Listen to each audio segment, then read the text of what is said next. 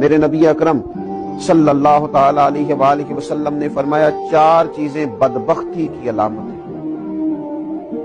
ایک تو فرمایا کہ آنکھوں کا خشک ہو جانا، کبھی بھی اللہ کے خوف سے ان میں آنسوؤں کا نہ آنا بدبختی کی علامت ہے۔ دوسرا، رسول اللہ صلی اللہ تعالی علیہ وسلم نے فرمایا دل کا سخت ہو جانا یہ بدبختی کی علامت ہے، کہ تیرے دل میں کسی کے لیے درد نہ ہو، تیرا دل کسی کے لیے نرم نہ ہو، تیری طبیعت میں کبھی کسی بندے کے لیے ہمدردی پیدا نہ ہو، یہ بدبختی کی علامت ہے۔